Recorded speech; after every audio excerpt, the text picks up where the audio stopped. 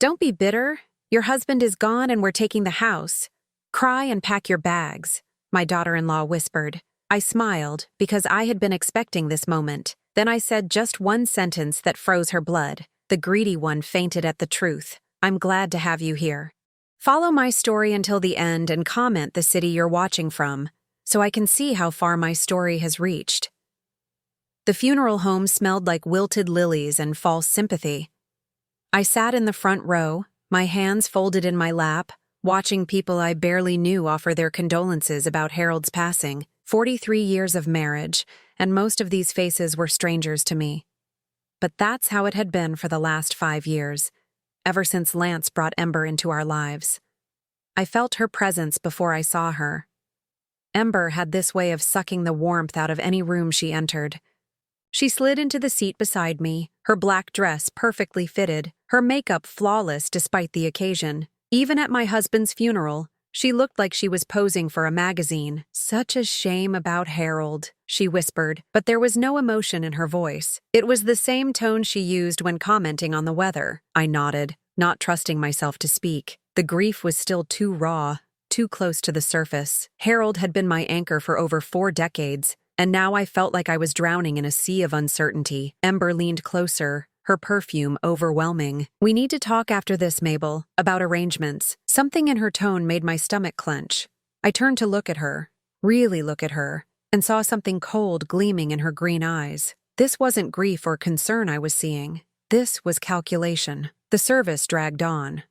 Lance stood at the podium, delivering a eulogy that sounded more like a business presentation than a son mourning his father. He'd changed so much since marrying Ember. The warm, caring boy I'd raised had become this distant stranger who barely looked at me anymore. After the burial, people gathered at our house, my house. The thought hit me with sudden clarity as I watched Ember move through the rooms like she already owned them, directing the caterers, accepting sympathy with practiced grace. I was standing in the kitchen trying to find a quiet moment when Ember cornered me. Lance was nowhere to be seen, probably hiding in his father's study like he always did when things got uncomfortable. Mabel, we need to discuss your living situation, Ember said, her voice low but firm. She glanced around to make sure no one could hear us. My living situation? I repeated, confused. Ember sighed dramatically, as if explaining something to a child. Look, I know this is hard, but you can't stay here forever. Lance and I have been talking, and we think it would be best if you found somewhere smaller, more manageable for someone your age. The words hit me like a physical blow. I gripped the edge of the counter, feeling the room spin slightly. This is my home, Ember. Harold and I built this life together. Built it for Lance, she corrected, her mask slipping just enough for me to see the venom underneath. Harold always intended for this house to go to his son. You're 59, Mabel. You're still young enough to start over somewhere else. I stared at her, trying to process what I was hearing. The audacity of it took my breath away. Here I was, barely 3 hours after burying my husband, and this woman was already trying to evict me from my own home. Where is Lance? I managed to ask, my voice barely above a whisper. Ember shrugged. He agrees with me. We've discussed this extensively. He just finds these conversations difficult. You know how emotional he gets. That was a lie. Lance had never been emotional about difficult conversations. He'd always been direct, honest, willing to tackle problems head-on. At least he had been before Ember came along. Don't be bitter, Ember continued, her voice taking on that false sweetness she used when other people were around. Your husband is gone, and we're going to keep the house. You should cry, pack your bags, and move on with dignity. The words hung in the air between us like poison. I felt something crack inside my chest, but it wasn't grief this time. It was something else entirely. Something that had been building for 5 long years of watching this woman manipulate my son, isolate me from my own family, and systematically destroy everything Harold and I had worked for.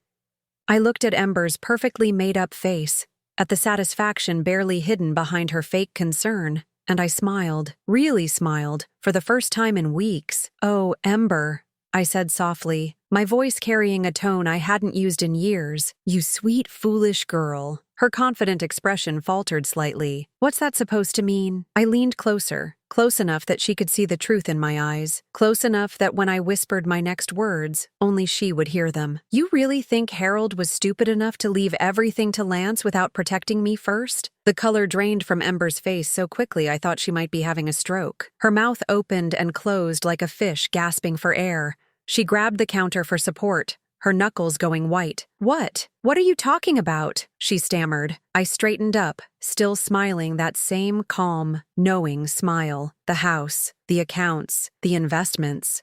Everything you've been counting on. Everything you've been planning for.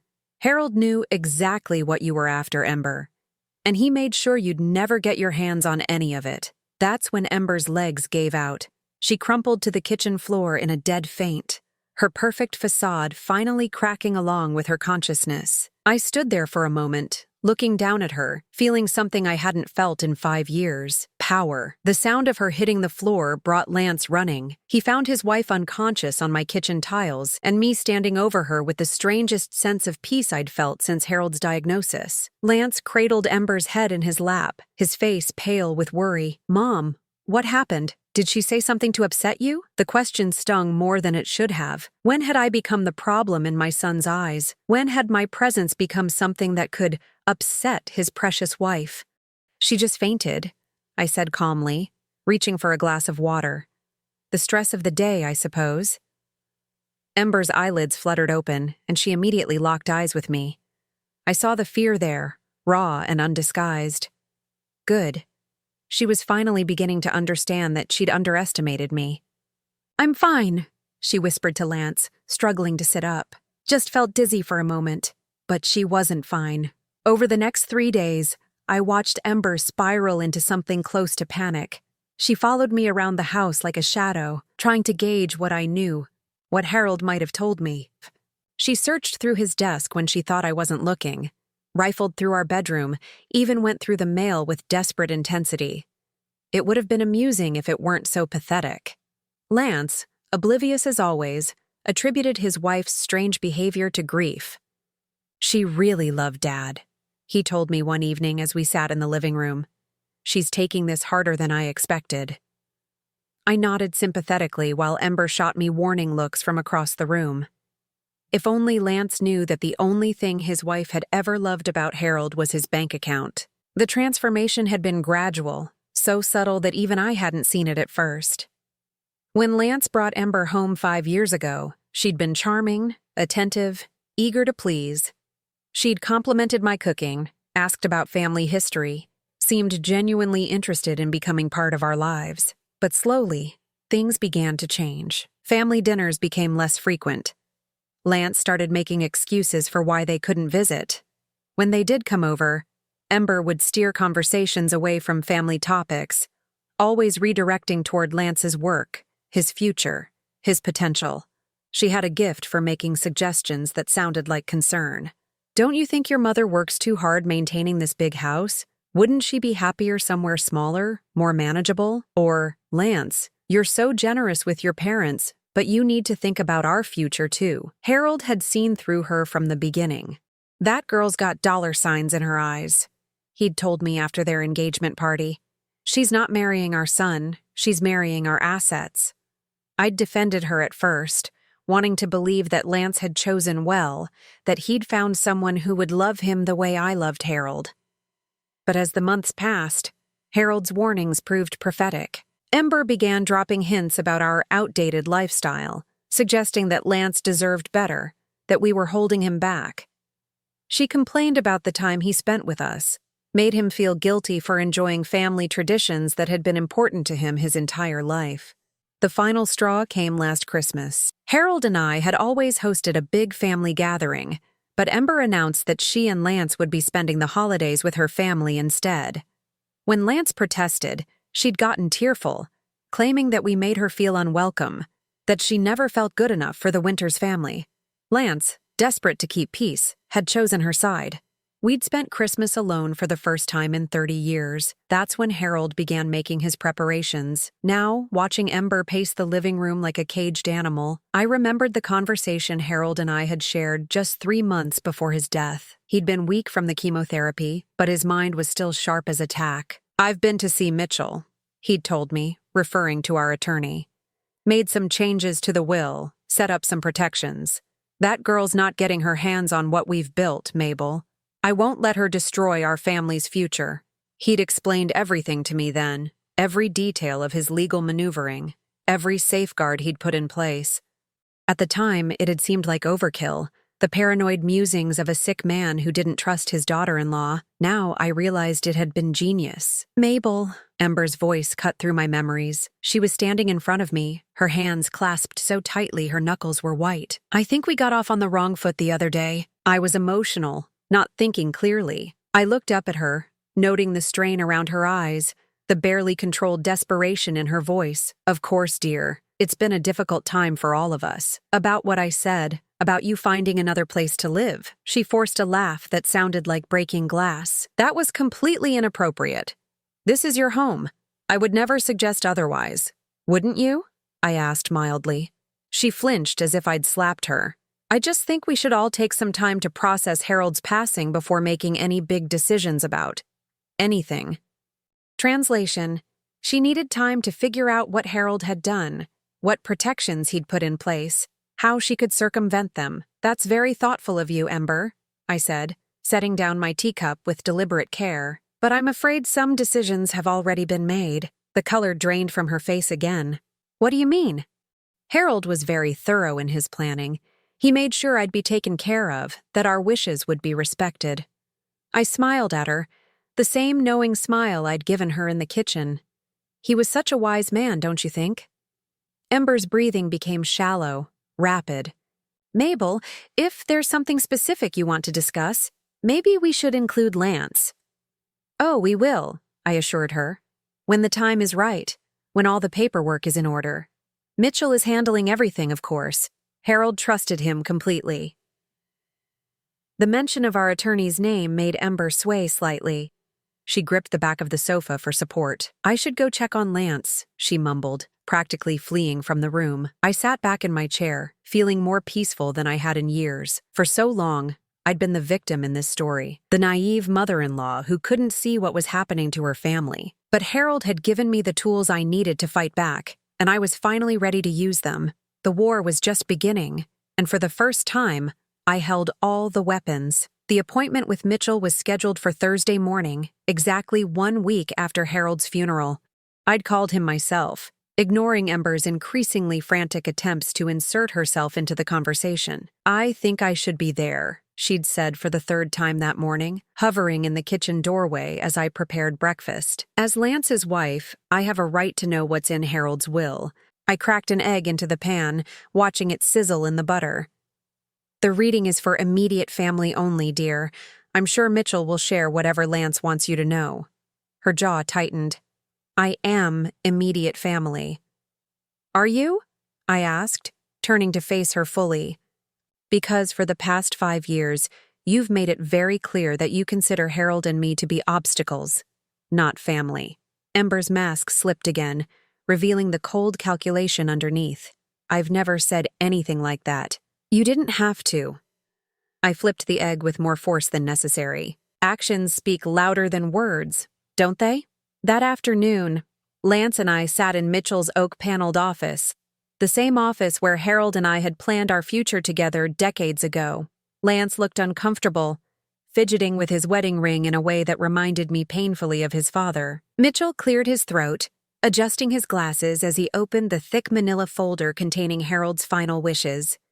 Before we begin, I want to say how sorry I am for your loss. Harold was not just a client, but a dear friend. Lance nodded stiffly. Thank you. Can we just get through this? I reached over and squeezed my son's hand, surprised when he didn't pull away.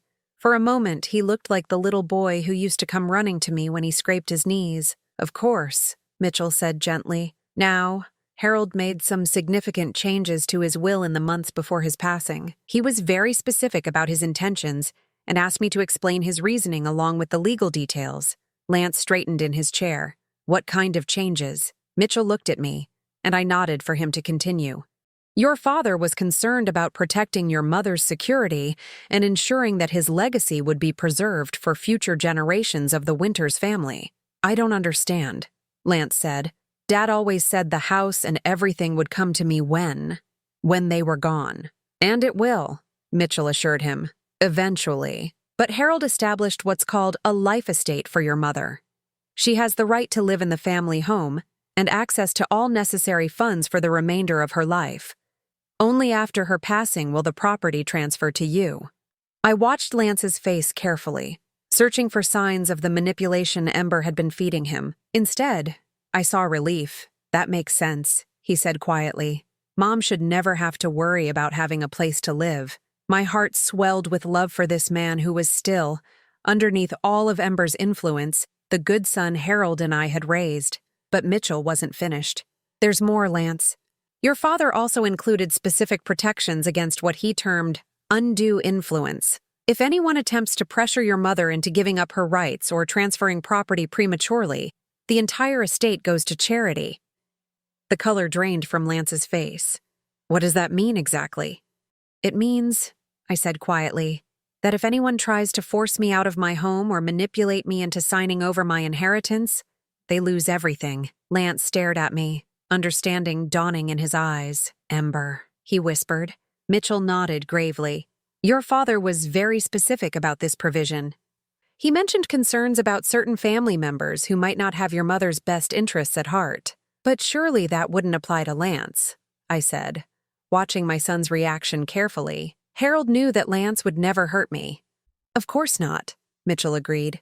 The provision specifically protects against third-party influence. If Lance were to, say, pressure you at the urging of someone else, that would trigger the charitable clause. Lance buried his face in his hands. When he looked up, his eyes were red-rimmed. Oh God, Mom, what has she done to us? The drive home was silent. Lance gripped the steering wheel so tightly I worried he might snap it in half. I wanted to comfort him, but I knew he needed to process this revelation on his own. When we pulled into the driveway, Ember was waiting on the front porch, her smile bright and expectant. She practically bounced down the steps to meet us. How did it go? She asked, linking her arm through Lance's. I've been so worried. Was everything straightforward? Lance gently but firmly extracted himself from her embrace. We need to talk. Something in his tone made Ember's smile falter. Of course. About what? Inside, Lance said curtly, heading for the house. I followed them into the living room, settling into Harold's favorite chair while Lance began to pace. Ember perched on the edge of the sofa, her hands clasped in her lap, trying to look concerned rather than calculating. The will was interesting, Lance began. Dad left everything to Mom for her lifetime, then to me after she's gone. Ember blinked rapidly. Everything? But surely he meant for us to— There's a clause, Lance interrupted. If anyone tries to pressure Mom into giving up her rights, the entire estate goes to charity. The silence that followed was deafening. I watched Ember's face cycle through a range of emotions. Confusion, understanding, rage, and finally, fear. I don't understand why Harold would do something like that, she said carefully. It's almost like he didn't trust his own family. He didn't trust everyone in his family, I said pointedly. Ember's head snapped toward me. What's that supposed to mean? Lance stopped pacing and stared at his wife. It means Dad knew exactly what you were planning, Ember.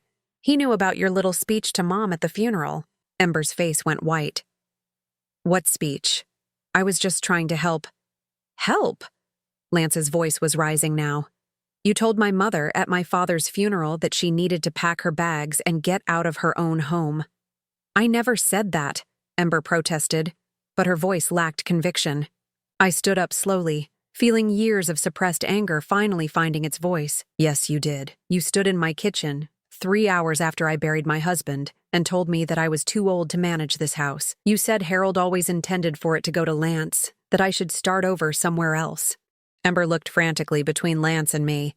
You're twisting my words. I was emotional, grieving. You were calculating, I said coldly. Just like you've been calculating for the past 5 years. Did you really think I didn't notice how you've been poisoning Lance against us? How you've systematically tried to separate him from his family? That's not true, Ember said. But tears were starting to flow now, and I couldn't tell if they were real or just another manipulation. Lance sank onto the sofa beside his wife, but didn't touch her. Is it true, Ember? Did you really tell Mom to pack her bags? Ember's composure finally cracked completely. You don't understand the pressure I've been under. Everyone always comparing me to your perfect family, making me feel like an outsider. I thought if we had our own space, our own life, things would be different. So you decided to throw my mother out of her home to make yourself more comfortable? Lance's voice was dangerously quiet. I didn't mean it like that, Ember sobbed. I just wanted us to have a future together, without always living in your parents' shadow. I looked at this woman who had nearly destroyed my family, and felt something I hadn't expected. Pity. She was so consumed by greed and insecurity that she'd thrown away the only real love she'd ever had. Lance stood up, his decision clear in his posture. Pack your bags, Ember. You're the one who needs to find somewhere else to live. Ember didn't leave. Instead, she dug in like a tick, refusing to accept that her carefully laid plans had crumbled. For 3 days, she followed Lance around the house, alternating between tearful apologies and cold accusations. She's poisoned you against me, I heard her tell Lance one evening through the thin walls. Can't you see what she's doing? She's manipulating you just like she manipulated your father. I was sitting in the kitchen, pretending to read while actually listening to their argument upstairs. The irony of Ember accusing me of manipulation wasn't lost on me. My mother didn't manipulate anyone, Lance replied, his voice strained with exhaustion. Dad saw right through you from the beginning. That's not true. Harold loved me like a daughter. He told me so himself. The lie was so audacious it took my breath away. Harold had barely tolerated Ember's presence and everyone knew it. But desperation makes people say terrible things. When? Lance asked. When did he ever say that to you? A long pause. You're being cruel, Lance. I'm grieving too. I heard footsteps on the stairs. Then Lance appeared in the kitchen doorway. He looked like he'd aged 10 years in 3 days. Mom, can we talk? I set down my book, noting the dark circles under his eyes. Of course, sweetheart.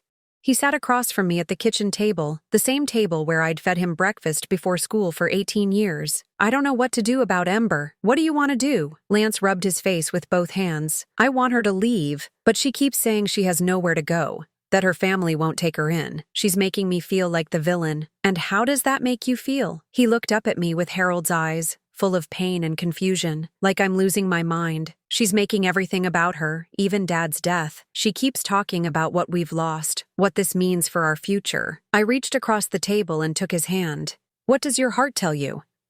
That Dad was right about her, that I've been blind for 5 years. His voice cracked. I'm so sorry, Mom, for all of it. For choosing her over you and Dad, for missing Christmas, for letting her make you feel unwelcome in your own home. Tears stung my eyes. You don't have to apologize for loving someone, Lance, even when they don't deserve it.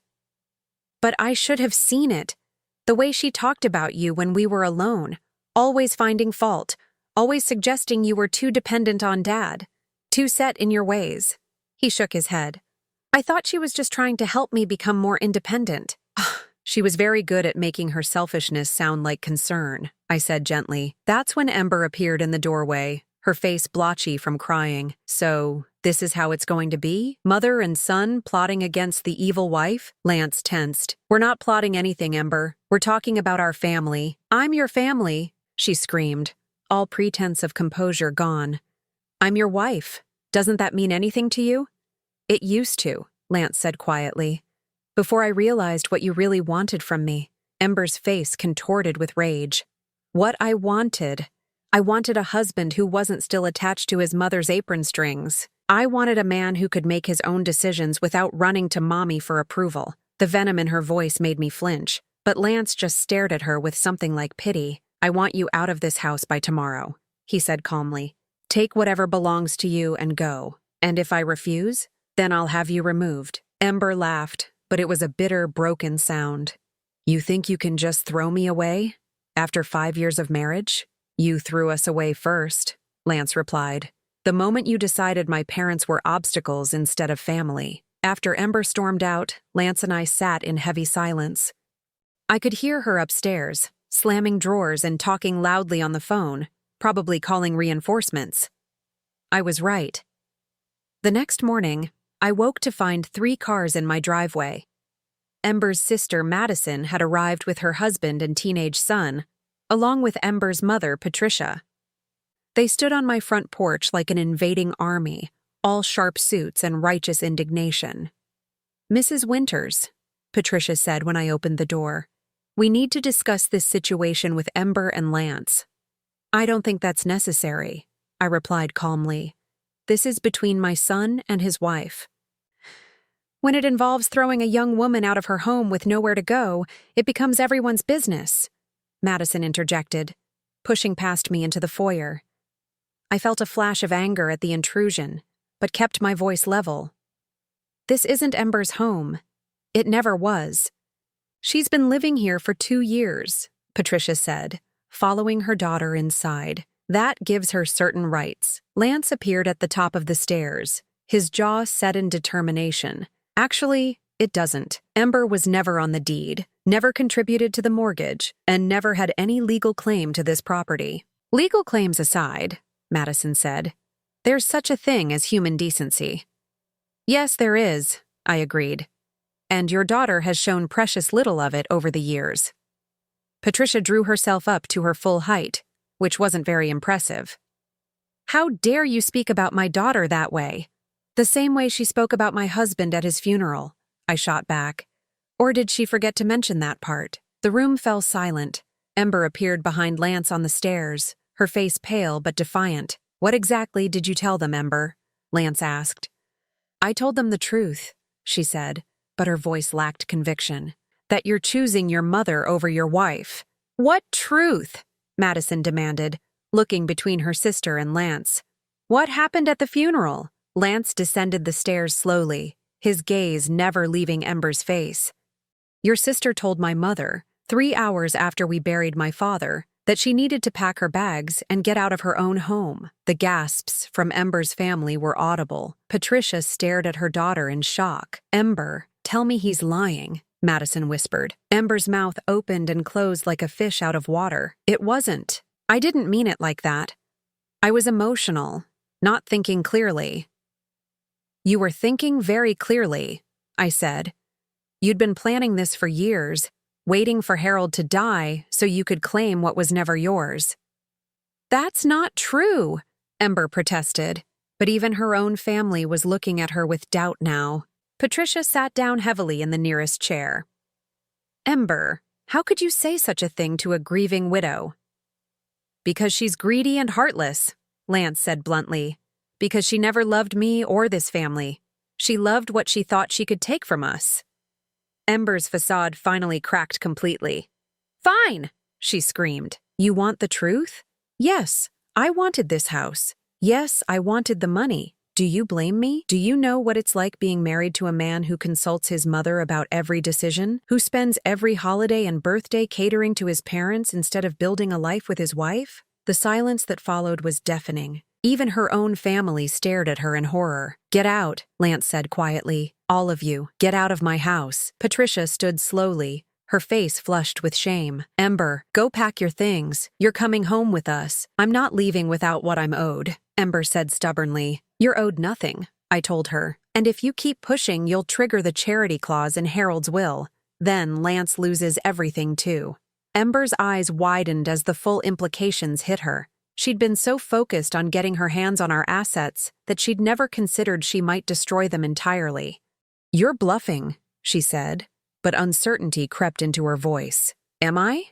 I pulled out my phone and showed her Mitchell's contact information. "Shall we call him and find out?" Ember stared at the phone, then at Lance, then at her horrified family. Finally, the fight went out of her. "Fine," she whispered. "You win." But as she turned to go upstairs and pack, I saw something in her eyes that made my blood run cold. This wasn't surrender. This was the look of someone planning one final desperate gambit. Ember disappeared for 3 days after the confrontation with her family. Lance tried calling her multiple times, worried despite everything that something might have happened to her. I knew better.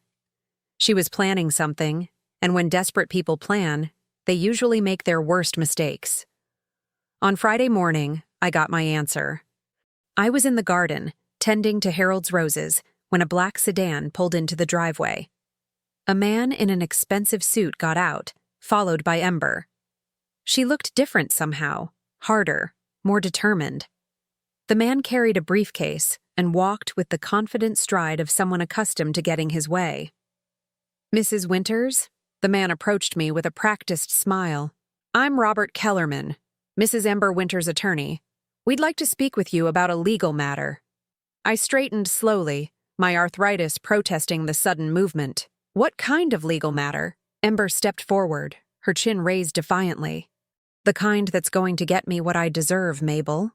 I looked between them, noting the predatory gleam in the lawyer's eyes. These people had the look of sharks circling wounded prey. Too bad for them I wasn't as helpless as they assumed. "Perhaps we should go inside," Kellerman suggested. "This involves your son as well."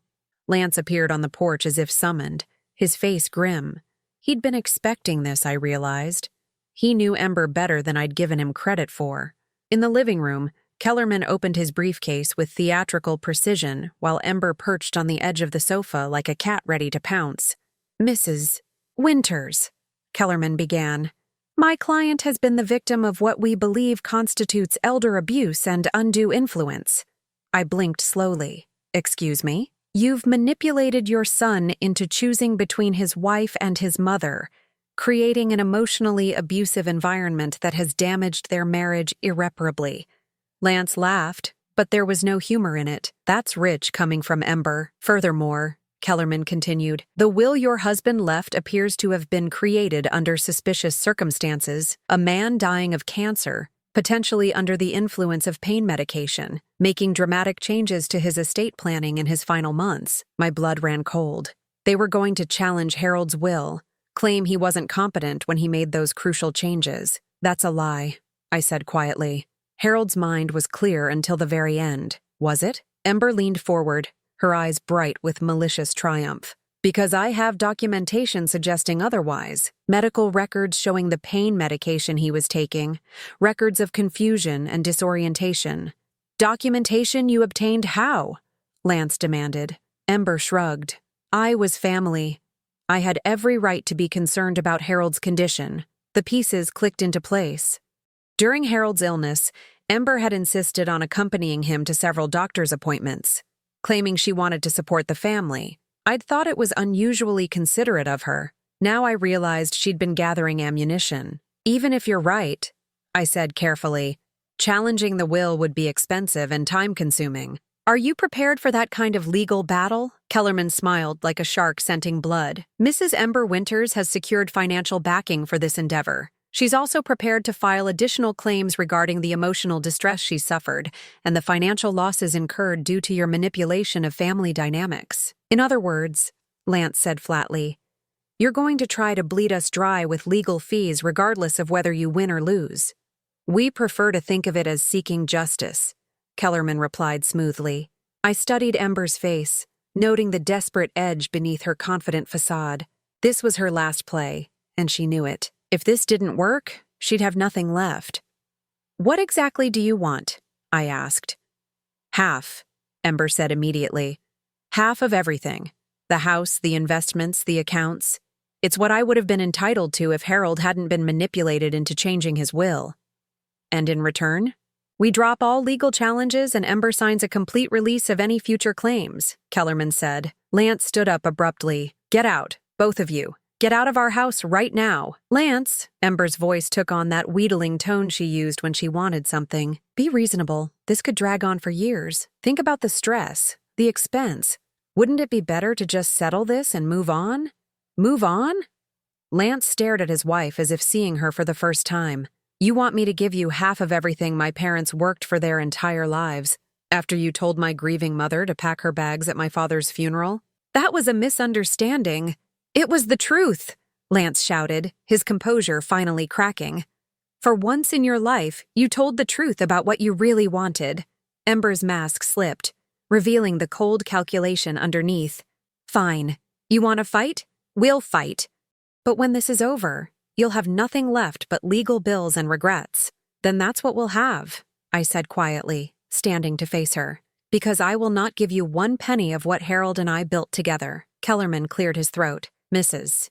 Winters, I should warn you that contesting a will on grounds of mental incompetence often results in the entire document being invalidated. If that happens, the estate would be distributed according to state law, which typically favors the surviving spouse and children equally. The threat was clear. If they successfully challenged Harold's will, I could lose everything anyway. There's just one problem with your theory, I said, walking to Harold's desk in the corner of the room. I opened the bottom drawer and pulled out a manila folder I'd been saving for exactly this moment. "What's that?"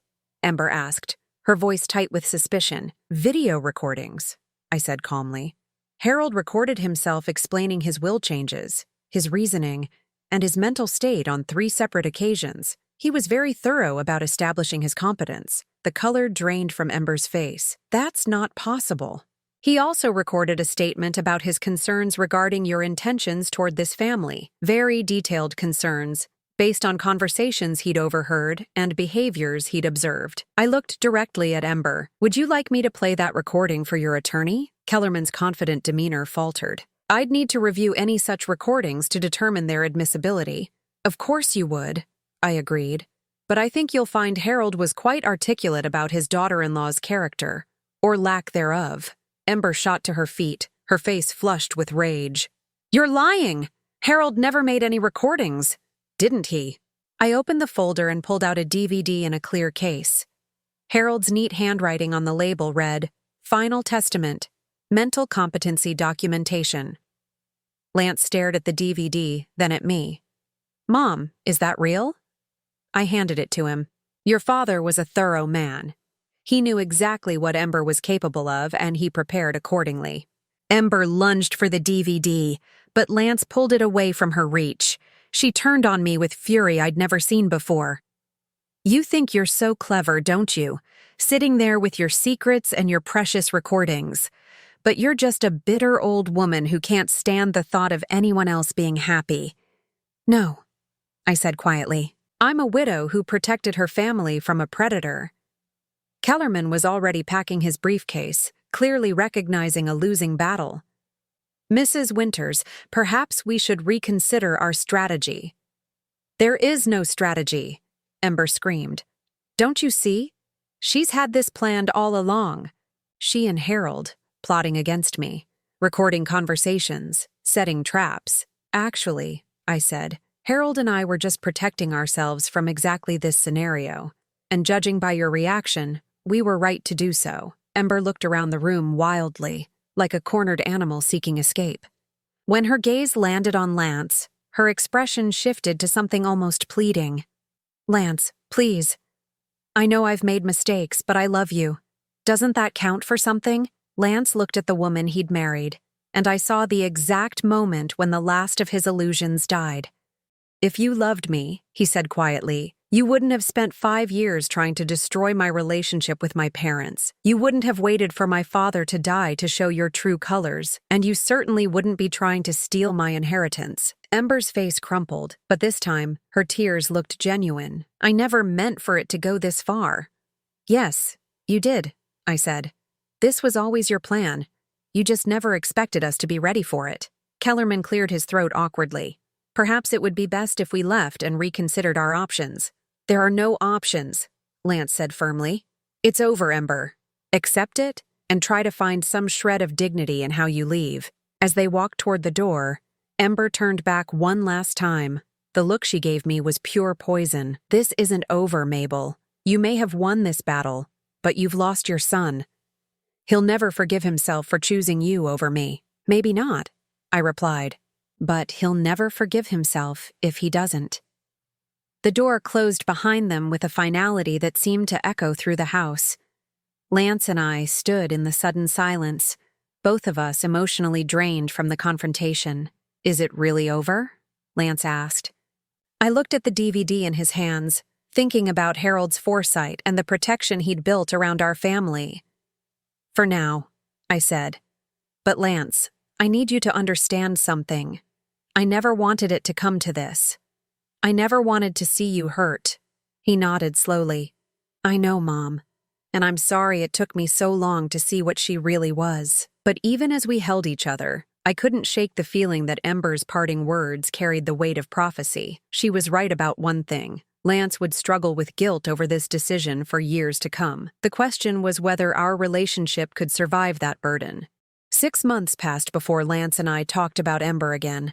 She'd left town after the failed legal challenge, and according to mutual acquaintances, had moved back to her hometown in Ohio. There were rumors of a new relationship, someone else she could target with her particular brand of charm.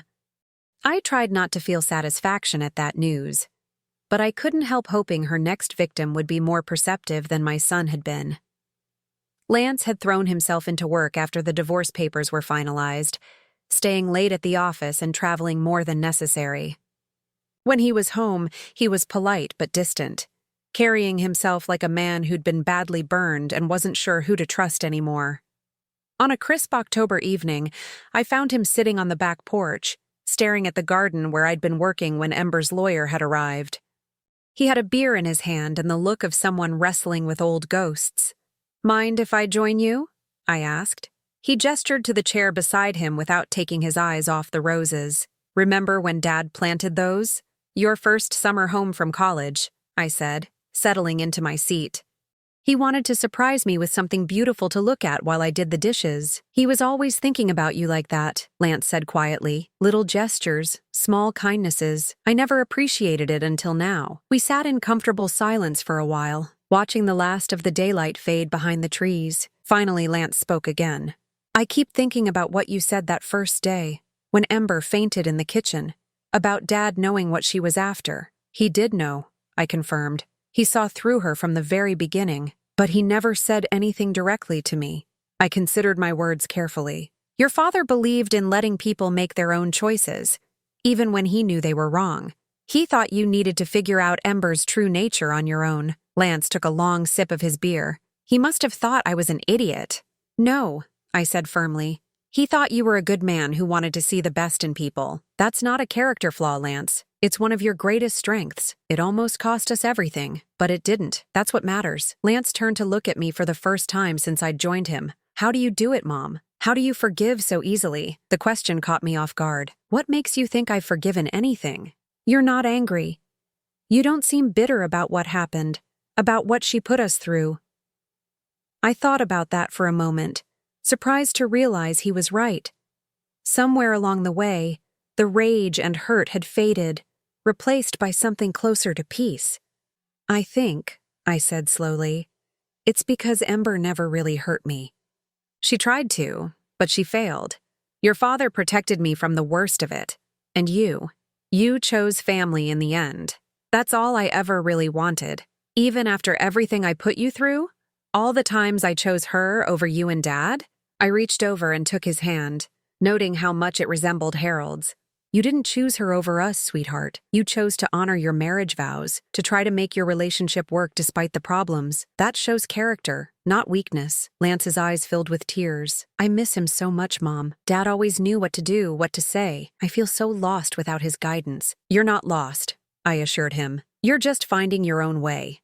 And you're doing better than you think." "How can you say that? I nearly let Ember destroy everything Dad worked for." "But you didn't let her," I pointed out. "When it really mattered, when you finally saw who she truly was, you protected our family. That's exactly what your father would have done." We talked until well after dark, covering ground we'd avoided for months.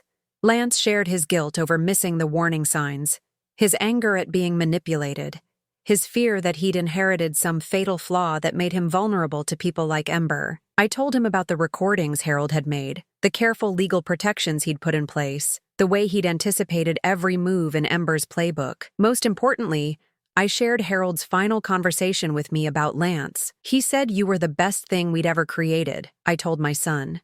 "That no matter what mistakes you made, you had a good heart and strong moral compass. He never doubted that you'd find your way back to us eventually." "He was more confident than I was," Lance said with a shaky laugh. "He knew you better than you knew yourself." As we prepared to go inside, Lance stopped me with a gentle touch on my arm. "Mom, I have something to tell you.